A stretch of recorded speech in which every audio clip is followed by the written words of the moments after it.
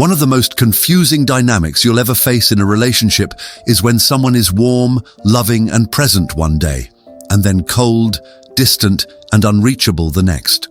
You're left replaying every word, every action, wondering what changed, questioning yourself as if their shift is somehow your fault. But here's the truth. When you're dealing with an avoidant, this push and pull cycle isn't random. It's their nervous system on autopilot. The warmth is real, but so is the fear that follows it. The closer they feel, the stronger the instinct to run. It's not logic, it's survival mode, and unless you understand what's happening, you'll mistake their coldness as rejection, when really, it's just part of their pattern. Today, we're breaking down exactly why avoidants cycle this way, how it impacts you, and most importantly, how to hold your ground without losing yourself in the process. Because once you stop personalizing their swings, you take away their power to destabilize you. When you first experience the cycle of an avoidant, it feels almost intoxicating. One day, they're warm, affectionate, and deeply connected. You catch glimpses of the bond you always hoped for. They lean in, share more, let their guard down, and you start to believe that the wall between you is finally coming down. In that moment, your nervous system relaxes. You think, this is it, we're turning a corner, but just as quickly as the warmth arrives, it's ripped away. They go silent. They withdraw. The same person who seemed to want you yesterday now feels like a stranger today. And the whiplash leaves you spiraling, asking yourself questions that eat at your self-worth. Did I say something wrong? Was I too much? Did I scare them away? This is where the cycle traps you. Their warmth isn't fake. It's real. But for the avoidant, intimacy feels dangerous. When closeness builds, their subconscious alarms go off, telling them they're at risk of being hurt, trapped, or controlled.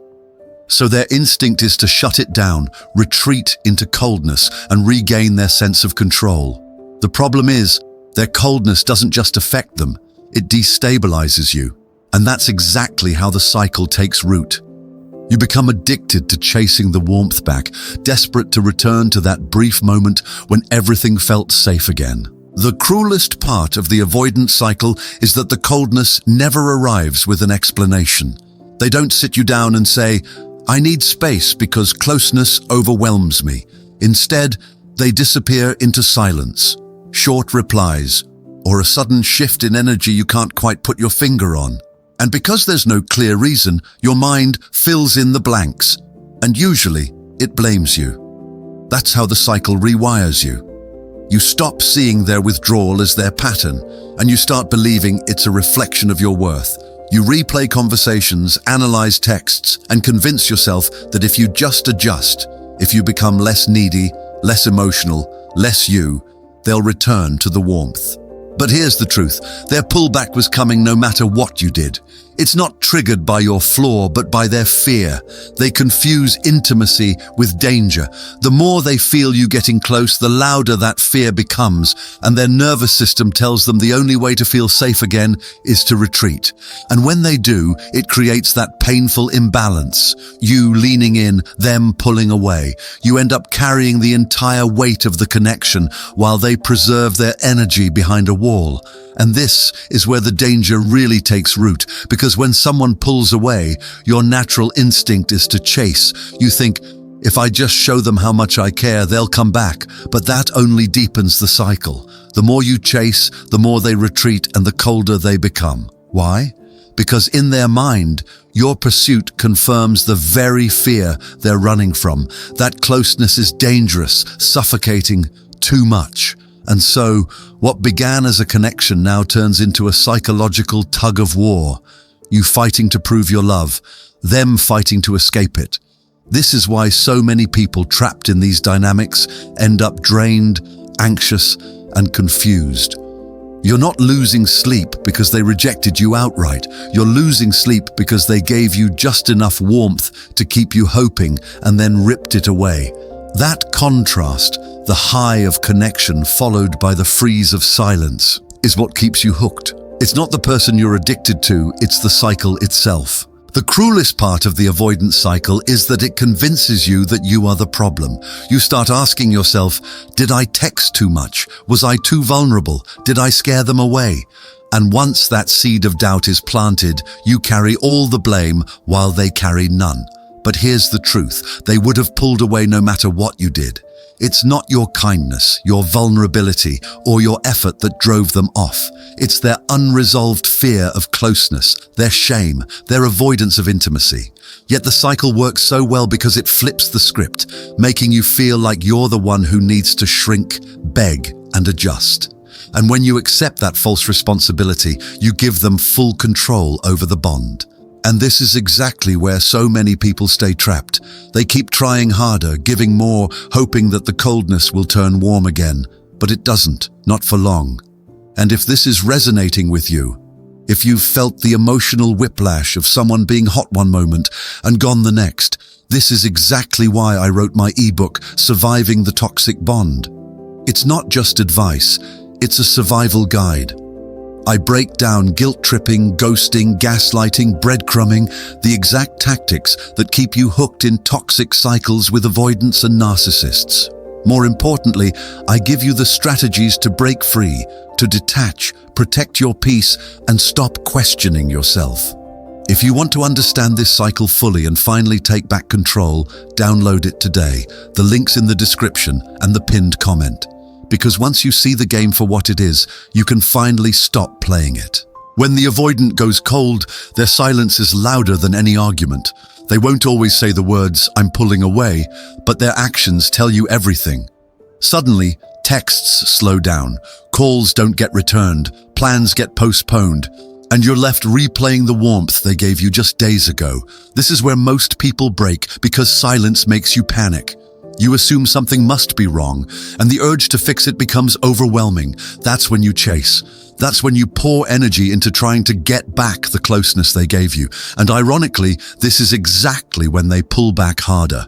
Why? Because the more you chase, the more they feel smothered, and the colder they become. But here's what you have to understand. The cycle isn't random, it's scripted. The warmth pulls you in, the cold tests if you'll stay. Every time you collapse under the silence and try to fix it, you're training them to know they can disappear without consequence, and you'll still be there waiting. That's how the bond gets cemented, not by equal love and effort, but by a constant imbalance where you carry the weight and they hold the control. So how do you respond when the warmth fades and the silence creeps in? The natural instinct is to chase, to send another text, to double call, to ask what's wrong. But that instinct is exactly what keeps you trapped. Instead, the response has to flip the script. You don't fill the silence with your panic. You let the silence work against them. You shift your energy back to yourself. You go to the gym. You work on your craft. You spend time with people who actually value your presence. This isn't about playing games. It's about refusing to hand your self-worth over to someone who withholds affection as a form of control. When you stop reacting, something powerful happens. The avoidant is forced to sit with their own silence. They're used to disappearing and being chased. But when you don't run after them, their coldness doesn't feel like power anymore. It feels like emptiness. That emptiness is what eventually pulls them back, because the cycle relies on your reaction. Break your reaction and you break their script. When the avoidant finally breaks their silence, it usually isn't with full effort. It's not a heartfelt apology or a real attempt to rebuild trust. More often than not, it's a breadcrumb, a random "hey," a half-hearted meme, a late-night call when they're lonely. This is how they test your boundaries. They want to know if you're still available, if the hook is still in. And most people fail this test because the relief of hearing from them outweighs the memory of being disrespected. You jump at the message, and in that moment, you teach them they don't need to change. But here's where your strength shows. The way you respond to those breadcrumbs defines the entire cycle. If you rush in with validation, they'll repeat the same pattern. If you meet their breadcrumb with calm indifference, measured words, no over-explaining, no desperate energy, you shift the balance. You're not cold, but you're not chasing either. You're showing them that your time and attention aren't cheap, and that their inconsistency doesn't earn full access to you. That's what breaks the cycle. They realize that if they want to keep you in their life, they'll have to actually show up, not just dangle crumbs in front of you. The bigger picture is this: the avoidance cycle only has power over you as long as you're trapped inside it without awareness. When you see the pattern, when you notice the warm bursts followed by the ice-cold silence, you stop taking it personally. You stop asking, "What's wrong with me?" and start saying, "This is their cycle, not my worth." That shift is everything, because once you stop playing their game, the silence doesn't sting the same way. It becomes a mirror of their fear, not a reflection of your value. True power lies in not reacting to every swing of their pendulum. When they're warm, you don't get addicted. When they're cold, you don't get desperate. You remain steady, consistent, grounded in who you are. And here's the hidden truth: avoidants secretly respect people they can't control. They might not admit it, they might not show it right away, but deep down they feel it. When you hold your ground, when you don't let their distance pull you into chaos, you force them to confront the very thing they've been running from. The reality that real connection takes effort, and that not everyone will stay no matter how many times they push them away. This is where you win. Not by forcing them to change, not by begging them to see your worth, but by holding steady in your own. You don't bend to the cycle, you step out of it entirely. And in doing so, you reclaim the one thing they can never take from you: your peace. If you've made it this far, then you already know. You can't control whether someone runs hot and cold, but you can control whether you stay chained to their cycle. And that's the real test. Not whether they change, but whether you can hold your ground when they don't. Because the avoidant will always come back around, they'll always dip in and out. But your job is not to be waiting at the door every time. Your job is to be so rooted in your own value that their inconsistency stops shaking you.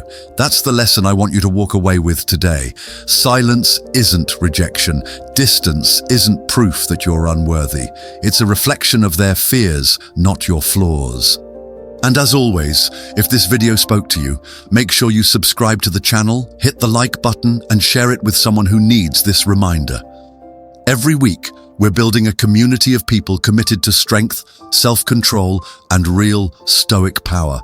Join the movement, stay grounded, and never forget, the cycle only owns you if you let it. Hold the line, protect your peace, and remember, your silence carries more weight than their chaos ever could. And if you're ready to go deeper, if you're tired of being pulled in and out of someone else's cycle and you want to break free once and for all, then I've built something that will help. My ebook, Surviving the Toxic Bond, is a survival guide for exactly these kinds of relationships. Inside, I break down guilt-tripping, gaslighting, ghosting, breadcrumbing, all the subtle psychological tactics that keep you hooked, and I give you the tools to step back into your power with clarity and detachment. Think of it as a handbook for your peace of mind. You can download it today using the link in the description and the pinned comment.